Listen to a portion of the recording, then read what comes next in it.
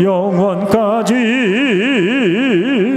내 구주가 되옵소서. 이제부터 영원까지 내 구주가 되옵소서. 한 번 더 합니다. 오 예수님, 내가 옵니다. 못 박히신 십자가 앞에 그 큰 사랑, 그 큰 사랑, 눈물의 겨워 울며 돌아옵니다. 주님 손과 발 못 박혔고 머리엔 가시관 박히셨네. 내 모든 죄와 허물 위해 말없이 피 흘려 주셨네. 오 예수님, 나의 손 잡고 이제부터 영원까지 내 구주가 되옵소서. 이제부터 영원까지 내 구주가 되옵소서. 아멘. 기도합니다.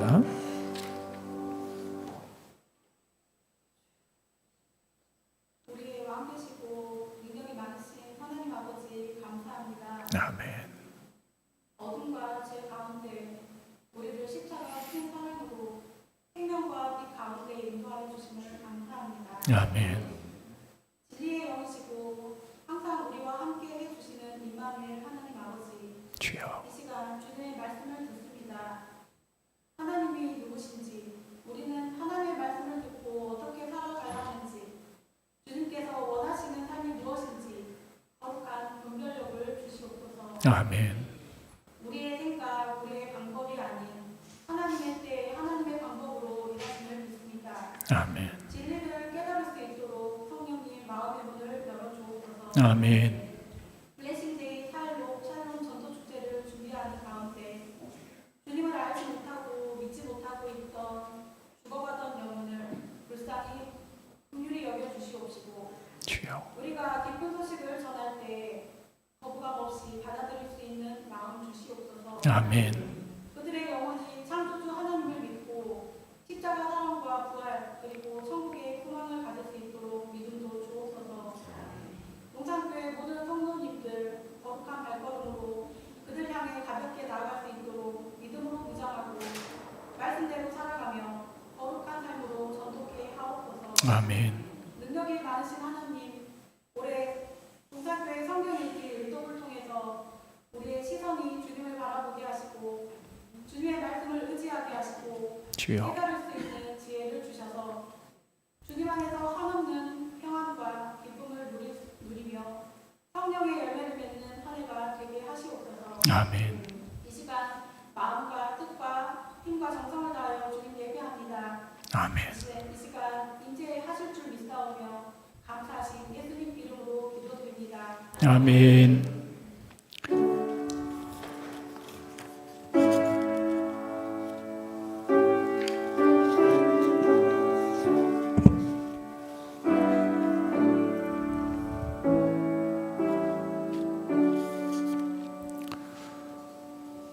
하나님의 말씀 로마서 15장 1절부터 7절까지입니다.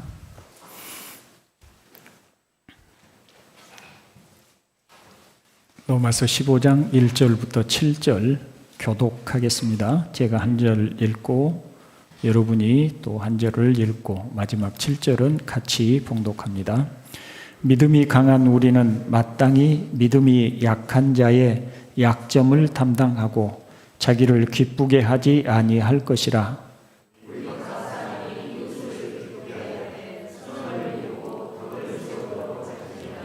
그리스도께서도 자기를 기쁘게 하지 아니하셨나니 기록된 바 주를 비방하는 자들의 비방이 내게 미쳤나이다 함과 같으니라.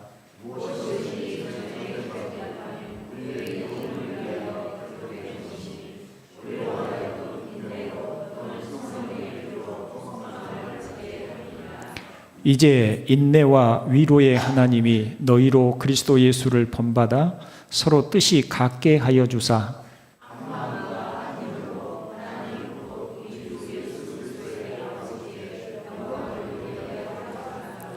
그러므로 그리스도께서 우리를 받아 하나님께 영광을 돌리심과 같이 너희도 서로 받으라. 아멘. 예, 다음 주까지 로마서 말씀을 마치려고 합니다. 그 등산을 하는 분들은 자기가 꼭 일생에 걸쳐서 오르고 싶은 산이 있지요. 목회자들에게는 로마서를 강해하는 것이 마치 등산하는 사람이 자신의 일생의 과제로 정한 산을 오르는 것처럼 그렇게 여겨지는 성경입니다. 그런데 감사하게도 저 또한 이제 목회를 마치기 전에 이 로마서를 이렇게 전체를 하나하나 살펴볼 수 있었다는 점에서 너무나 감사하고 또 이 로마서를 준비하고 또 강의하면서 제 자신도 굉장히 많은 영적 유익을 누렸다고 생각을 합니다. 물론 주일에 설교로 할 수 있었으면 더욱 좋겠지만 그러나 대체로 우리 교회의 핵심적인 분들이 주일 오후에 이렇게 참석을 하고 계셔서 오후에 로마서를 또 살펴볼 수 있었고요. 특별히 이제 설교가 가지고 있는 어떤 한계도 좀 있습니다. 특히 로마서 같은 경우는 구절 하나하나 단어 하나하나를 통해서 살펴봐야 될 필요성이 있을 만한 그런 성경이어서 설교로는 다 해내기가 어려운 그런 면들이 많이 있습니다. 그래서 이제 이렇게 저희가 오후에 말씀을 살폈었습니다. 다음 주까지 하고 마친다고 말씀드린 이유는 16장은 이제 저희가 바울이 이제 로마 교회에 감사하거나 격려해야 될 사람들을 소개하는 그런 내용이고요. 15장도 이제 뒷부분에 있어서는 바울의 개인적인 어떤 이야기들을 하고 있기 때문에 아마 다음 주면 저희가 로마서의 핵심 내용들은 다 살필 수 있으리라고 생각을 합니다. 자, 지금 로마서 11장까지를 통해서 우리의 구원은 오직 하나님의 은혜로 그리고 믿음으로 말미암아 얻는다라고 하는 사실을 아주 철저하게 저희가 살폈었죠. 이것의 의미는 매우 큽니다. 우리가 한 일이 없음에도 불구하고 우리가 어떤 구원을 받을 만한 어떤 행위들을 한 일이 없음에도 불구하고 아무 하나님을 기쁘시게 할 만한 어떤 일을 할 수 없었음에도 불구하고 하나님께서 오직 은혜로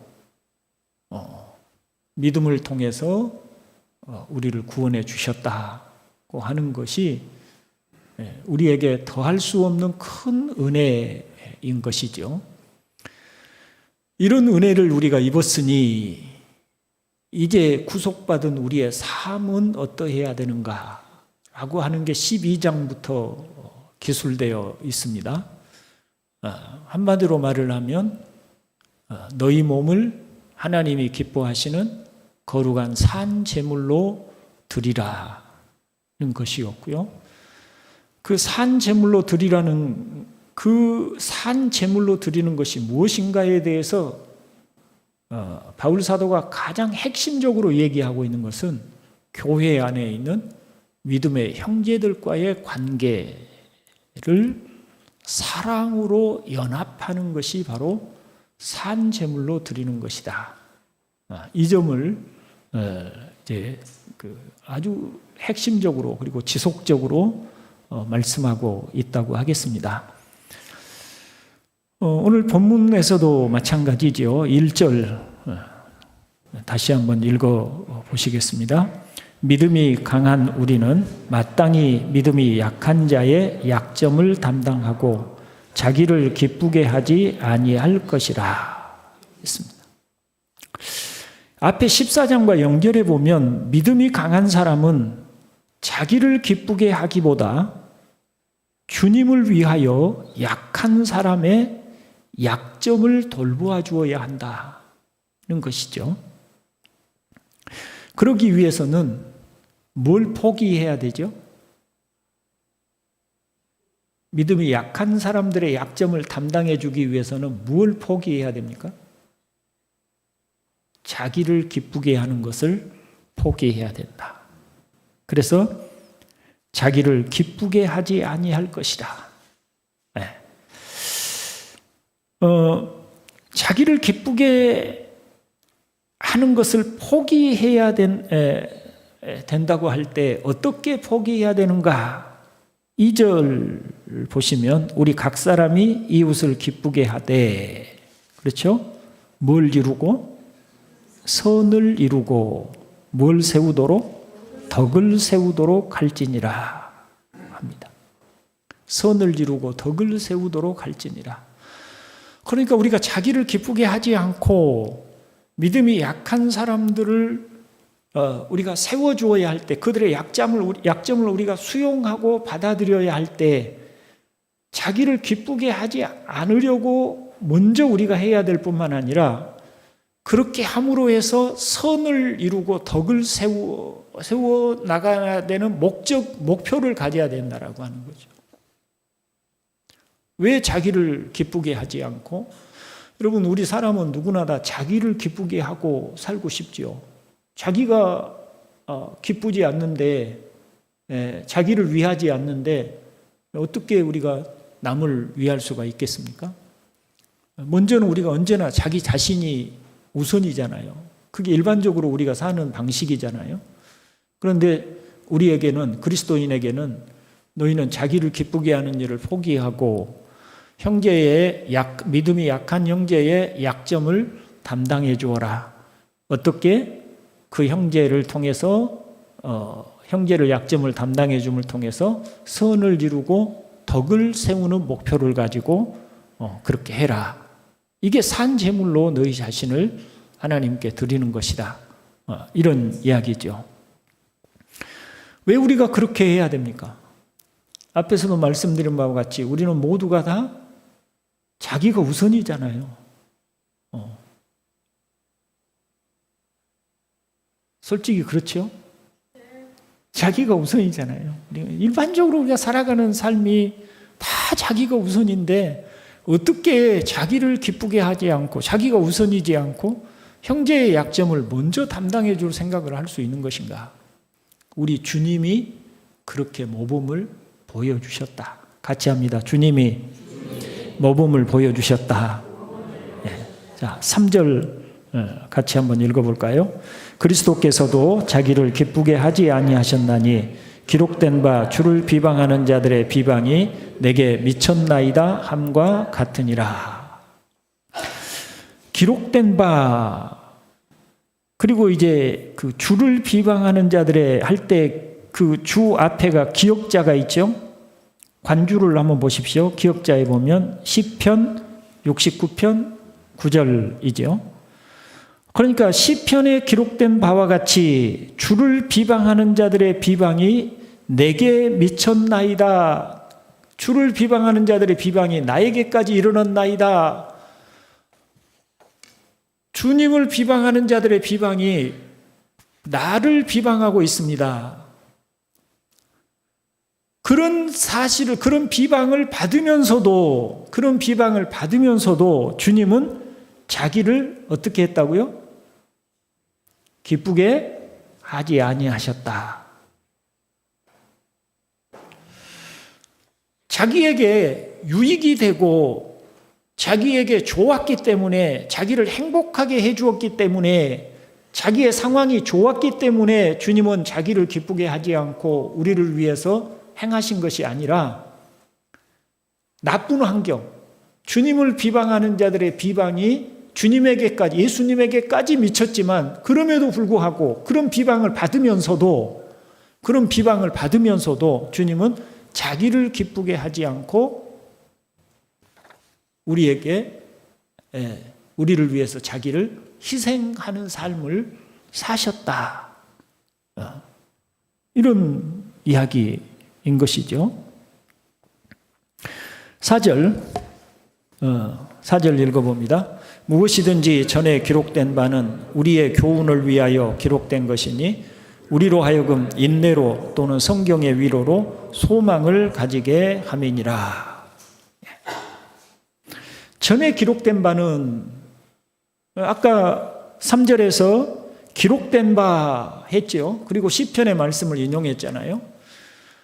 그 시편의 말씀을 인용한 것과 같이 구약 성경의 시편을 비롯한 모든 하나님의 말씀들, 구약 성경 전체가, 그렇죠?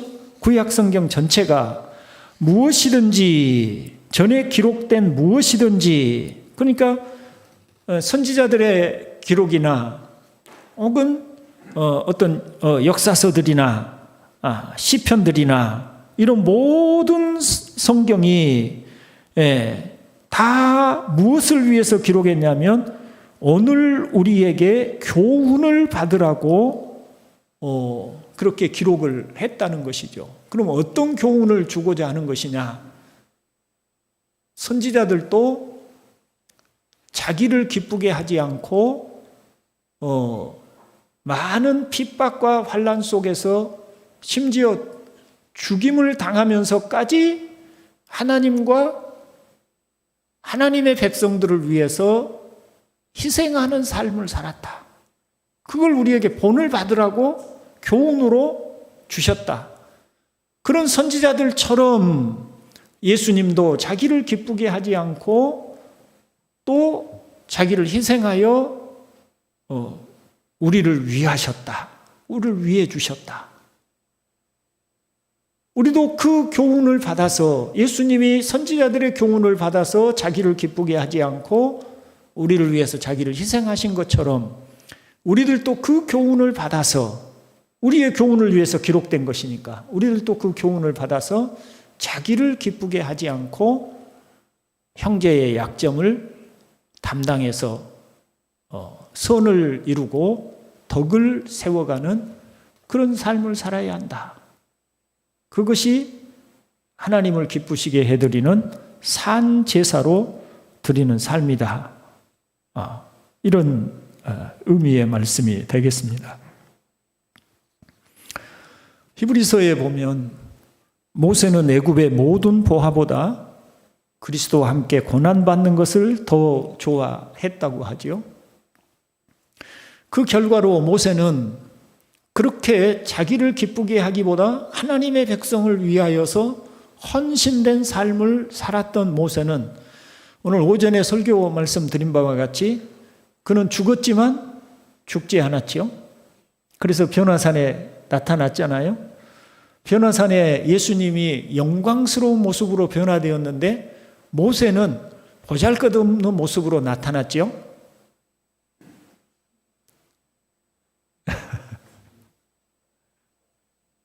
왜 고개를 끄덕이십니까? 예수님은 영광스러운 모습으로 변화되셨는데 모세나 엘리야는 보잘것없는 모습으로 나타났죠. 그렇지 않지요. 예수님과 더불어 영광스러운 모습으로 그 자리에 나타나서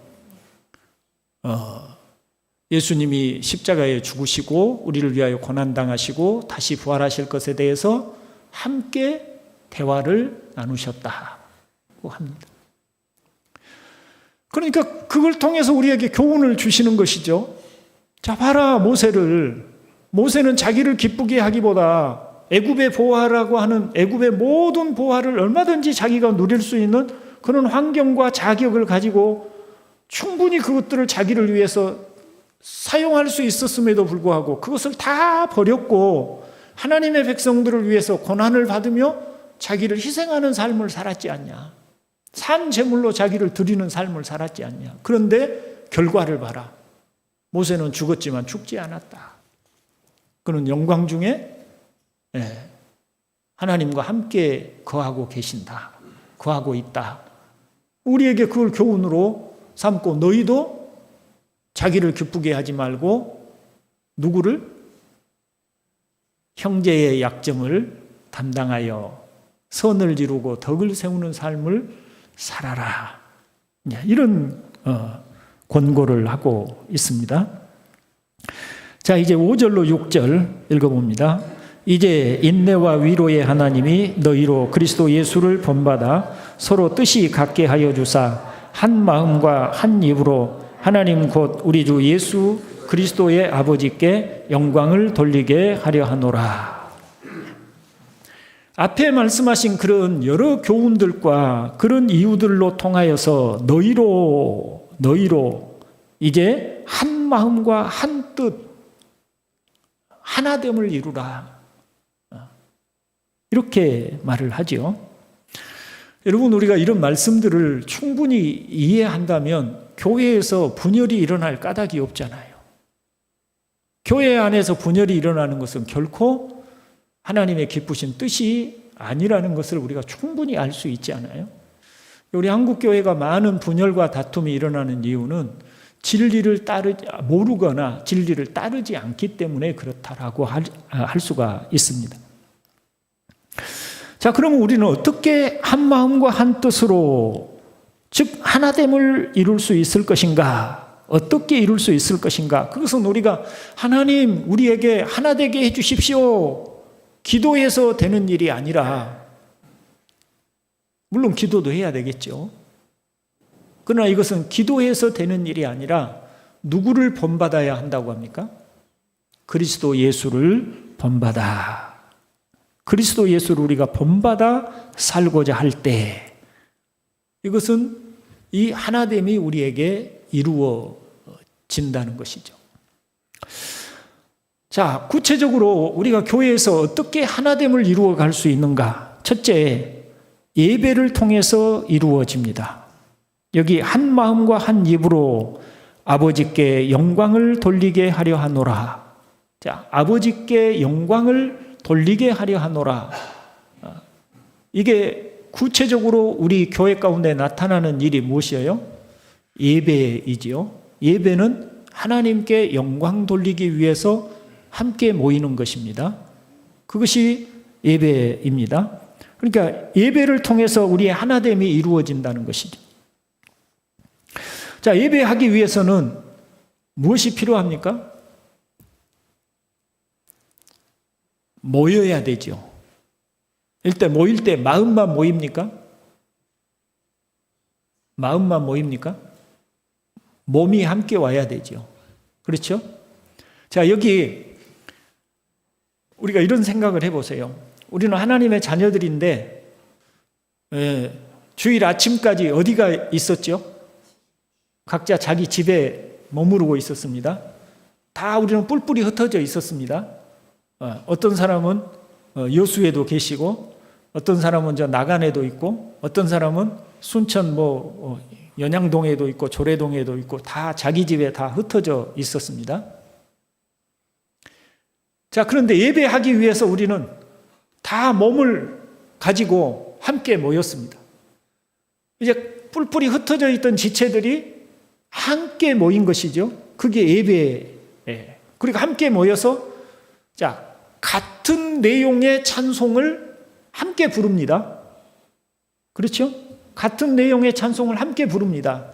대표 기도하는 사람이 우리를 대표해서 기도할 때 우리는 모두가 다 같이 한 마음이 되어서 아멘 하지요. 아멘 한다는 말은 아버지여 저 기도에, 저분의 기도에 나도 마음을 같이 합니다. 나도 같은 생각입니다. 나도 같은 뜻입니다. 이것을 표시하는 게 이제 우리가 아멘 하는 의미이죠. 우리 교회는 잘하고 있지만 누군가 대표로 기도할 때는 늘 우리가 아멘으로 같이 하는 것이 필요하지요. 왜냐하면 그게 하나됨이에요. 그 다음에 우리는 또 같이 앉아서 하나님의 말씀을 함께 듣지요. 똑같은 하나님의 말씀을 같이 듣고 앉아서 있습니다. 이게 예배죠.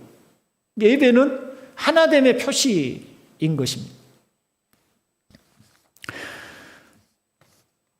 그러니 우리가 피치 못해서 요즘 이제 현실적으로 직장이나 이런 데 피치 못한 사정이 있어서 부득이하게 참석하기 어려울 때 인터넷으로 예배를 드린다고 할지라도 그것은 정상한 방법이 아니고 함께 모여서 같이 이제 또 찬송도 같이 부르고 같이 기도도 하고 같이 하나님의 말씀을 듣는 것이 바로 하나됨을 이루는 그런 것이다.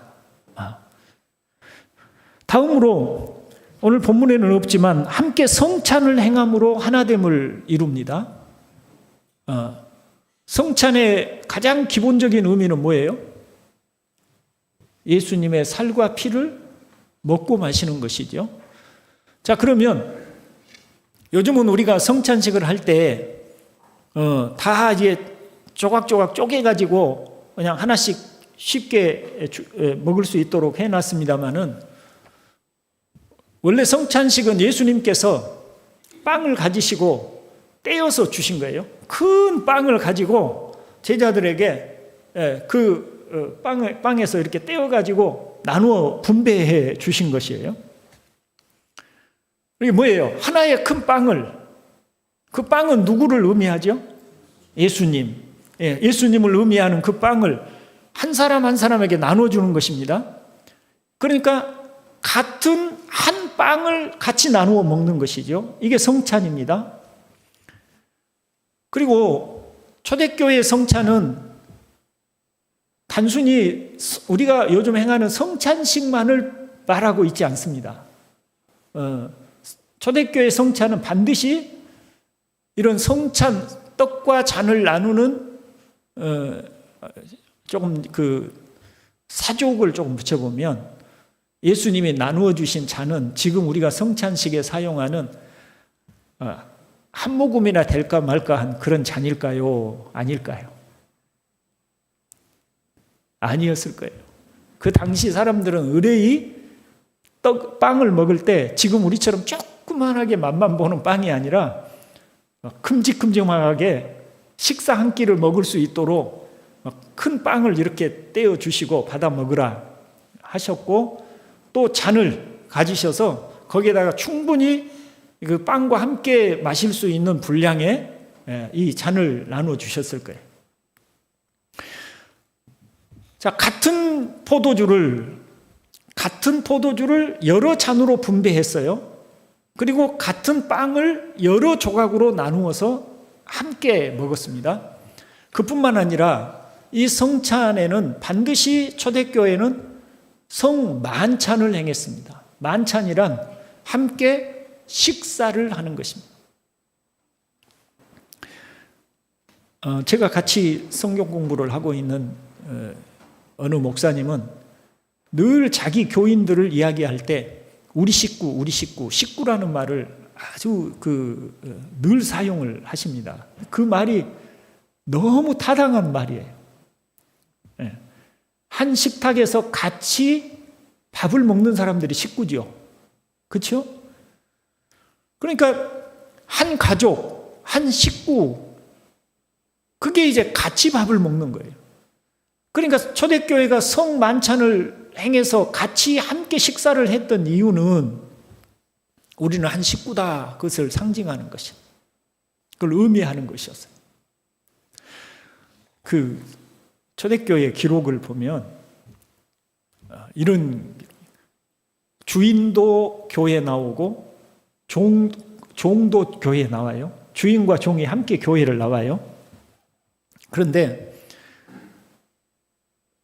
요즘 우리 교회에서 우리 권사님들이 정말 수고해가지고 준비해 주신 것처럼 누군가 수고해가지고 식사를 준비한 것이 아니고 그렇게 할 수 있는 상황도 아니고, 그러니까 각자 집에서 도시락을 가지고 옵니다. 자, 그러면 주인의 도시락과 종의 도시락은 어떤 차이가 있겠어요? 주인의 도시락은 아무래도 반찬 가짓수도 많고 품질도 좋고 맛있는 밥들을 많이 준비하겠지요. 종들은 시간적으로도 그럴 틈이 없어요. 왜냐하면 주인은 종이 일 다 하니까 맨날 놀다가 종이 싸준 밥 가지고 오면 되지만, 종들은 죽으라고 일을 하다가 시간이 다 돼서야 간신히 그냥 허겁지겁 대충 그냥 도시락 싸가지고 이렇게 오게 되니까 그 도시락의 품질이 얼마나 차이가 나겠어요?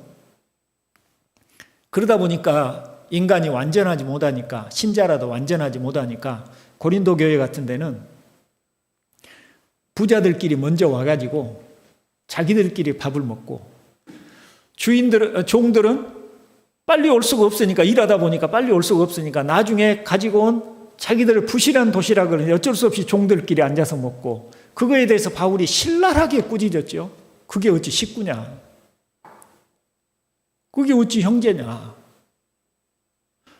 너희가 배고프더라도 좀 참을 수 없냐? 한 식구가 되려면 참고 같이 먹어야 될 거 아니냐? 이런 그 이야기를 아주 신랄하게 하고 있단 말이죠. 우리 교회 권사님들 아주 귀한 일을 하시는 것입니다. 우리를 한 식구로 함께 밥을 먹을 수 있도록 섬기는 일을 하시니까 아주 귀한 일을 하세요. 우리 식사 준비하시는 권사님들을 격려하는 박수 한번 쳐줍시다.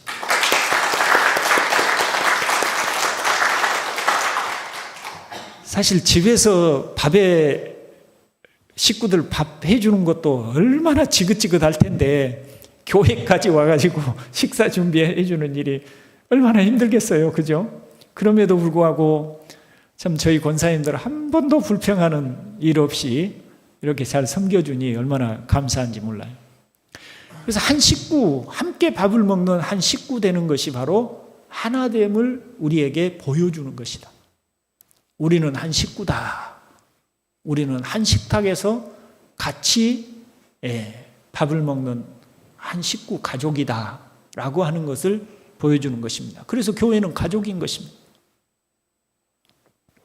같이 한번 해봅시다. 우리는 한 식구입니다. 우리가 서로를 너는 너고 나는 나고, 너하고 나하고 경쟁하고 비교하고 누가 더 높고 누가 낮고 이런 게 교회가 아니다. 이건 하나님의 뜻이 아니다. 우리는 너와 내가 한 식구가 되어 한 식탁에서 같이 밥을 먹고 한 가족으로 우리는 살아가는 사람들이다. 이것을 이루라는 것이다. 그게 그런 일을 위해서 자기를 기쁘게 하기보다 그 한 식구 하나됨을 위해서 자기를 희생하며 살아가는 것이 자기 몸을 뭘로 드리는 거라고요? 산 제물로 드리는 것이다. 그러므로 서유리문답 제1문에 사람의 제일 되는 목적이 뭐라고 그랬습니까? 하나님을 영화롭게 하는 것과, 그렇죠? 자, 하나님께 영광을 돌리고 싶습니다. 하나님께 영광을 돌립니다. 뭘로 하나님께 영광을 돌려요? 뭘로? 뭘 하면 하나님이 가장 기뻐하시면서 영광을 받으실까요? 눈치가 있으시면 대답이 나오잖아요. 한 식구로 하나됨을 이루는 것이, 자기를 기쁘게 하지 않고 하나됨을 이루는 것이 하나님을 영화롭게 하는 것이다. 왜냐하면 보십시오. 죄인의 특징은 자기중심입니다. 이기심입니다. 죄인의 특징은 자기를 위하고 자기중심으로 사는 거예요. 그게 죄인의 특징입니다. 하나님은 그런 우리를 자기중심으로 자기 이기심을 위해서 살고 자기를 기쁘게 하기 위해서 사랑하는 사람들을 구원해서 사랑으로 살게 하고 한 식구가 되어 하나가 되게 하는 것이 하나님이 우리를 구원하신 목적이에요. 그러니까 우리를 구원하신 목적대로 우리가 형제를 사랑하고 자기를 기쁘게 하기보다 형제를 한 식구로서 형제와 연합할 때 하나님은 그 일을 가장 기쁘게 생각하죠. 그래 영광을 받으시는 거예요. 우리가 교회 청소를 해서 하나님께 영광이 되겠습니까? 우리가 뭘 해서 하나님께 영광을 돌릴 수 있겠습니까? 우리를 구원하심이 하나가 되어 서로 사랑 안에서 한 몸을 이루어 하나님과 성부와 성자와 성령이 사랑 안에서 한 분이 되신 것과 같이 우리도 사랑 안에서 하나가 되는 것이 하나님이 목적하시는 바였고, 그 목적을 이루는 것이 하나님을 가장 기쁘시게 하는 거고, 예수님이 십자가에서 피 흘리고 죽으신 그 뜻을 이루어 드리는 일이다. 그러니 여러분, 우리가 교회가 하나 되는 일이 얼마나 중요한가요? 중요하지요? 네. 졸려가지고 지금 아무 생각이 없으신 것 같은데. 그런데 어떤 의미로 보면 우리는 끊임없이 분투하는 것인데, 어떤 분투를 하냐면 이기심과, 자기를 기쁘게 하려고 하는 이기심과 싸워서 하나됨을 이루어 가는 것이 끊임없는 우리의 성도의 영적 싸움이라고 할 수 있어요. 지난주에도 말씀드렸죠. 예수님께서는 내가 너희에게 새 계명을 준다. 그 계명이 뭐예요? 서로 사랑하라. 내가 너희에게 다른 계명 말하지 않는다. 내가 너희에게 이것저것 뭐되라 이런저런 계명 말하지 않는다. 단 하나만 내가 너희에게 말해줘. 하나만 말한다는 것은 무슨 의미죠? 중요하다는 의미죠. 거기에 예수님의 핵심이 들어있다는 얘기죠. 그게 너희가 서로 사랑하는 것이다. 성령이 오셨습니다. 성령이 오셔서 하신 가장 큰 일이 무엇이냐면, 성령의 능력이 나타나서 병든 자가 고침을 받고 귀신이 쫓겨나가고, 물론 성령께서 그런 능력이 있으시죠. 그러나 그 일을 가장 우선적으로 이루신 것이 아니라 성령께서 오셔서 너희를 하나 되게 하셨다. 그래서 에베소서의 표현대로 하면 그 당시에 가장 원수 사이가 유대인과 이방인이었어요. 유대인과 이방인 사이는 하늘과 땅처럼 거리가 멀었어요. 유대인은 이방인을 멸시했고, 이방인은 유대인들을 적대시했어요. 이런 서로 원수 사이처럼 있었던 이런 사이를 성령이 하나 되게 하여 한 하나님께 나아가게 하셨다. 그게 성령이 하시는 일이었습니다. 이것이 아주 분명한 사실입니다. 그러니 우리 동산교회도 늘 우리 안에 있는 분열과 다툼과 이기심과 자기를 위하려고 하는 그런 죄의 본성들과 싸우면서 뭘 이루어 가기 위해서 힘써야 할까요? 하나됨을 이루어 가기 위해서 힘써야 되는 줄로 믿습니다. 물론 그러기 위해서 우리는 쉽지 않은 영적 싸움을 싸워야 합니다. 그러나 그것이 우리가 지향하고 나가야 될 분명한 것이기에 저와 여러분이 이 진리를 따라서 하나됨을 이루어 가실 수 있기를 주님의 이름으로 축원드립니다. 기도합니다. 하나님 우리 아버지, 저희 안에 이 진리를 가르쳐 주셨고 이 진리로서 오늘도 그리고 지난주에도 끊임없이 우리에게 교훈하시고 가르쳐 주셨사오니 우리 교회가 모든 영적 싸움을 싸우며 하나됨을 이루어 가게 하여 주시옵소서. 우리 동산교회 형제들이 한 형제가 되고 한 식구가 되어 함께 한 하나님께 영광을 돌려드리게 하여 주시옵소서. 구주 예수님의 이름으로 기도드리옵나이다. 아멘.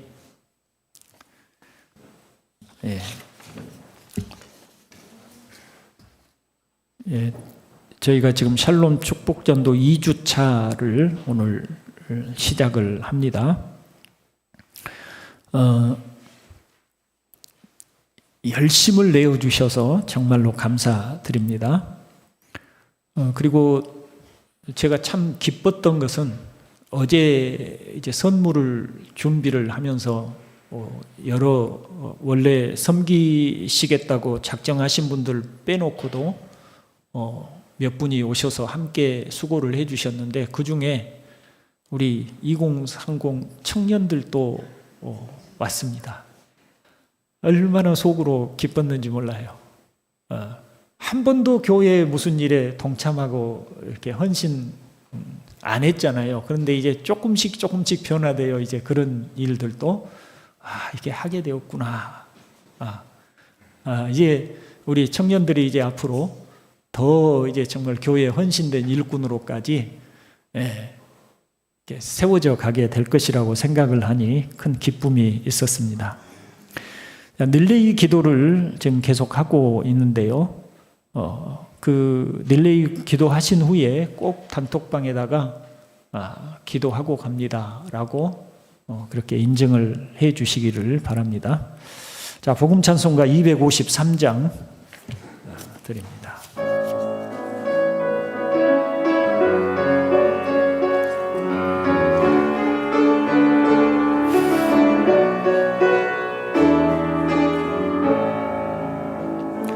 우리 보좌 앞에 모였네. 함께 주를 찬양하며 하나님의 사랑 그 아들 주셨네. 그의 피로 우린 구원받았네. 십자가에서 쏟으신 그 사랑 강같이 온 땅에 흘러 각 나라와 족속 백성 방언해서 구원받고 주 경배 드리네. 구원하심이 보좌에 앉으신 우리 하나님과 어린 양께 있도다. 구원하심이 보좌에 앉으신 우리 하나님과 어린 양께 있도다. 구원하심이 보좌에 앉으신 우리 하나님과 어린 양께 있도다.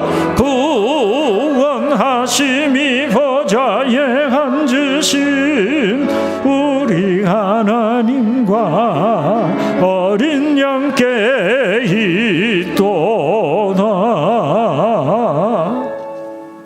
이제는 구주 예수 그리스도의 은혜와 우리 아버지 하나님의 크신 사랑하심과 성령의 역사하심이 이 오후 시간까지 하나님의 말씀의 가르침을 받고자 모였고 하나님 아버지 앞에 함께한 이 사랑하는 주의 자녀들 머리 위에 여기 있는 모든 이들 머리 위에 영원히 함께 계실지어다.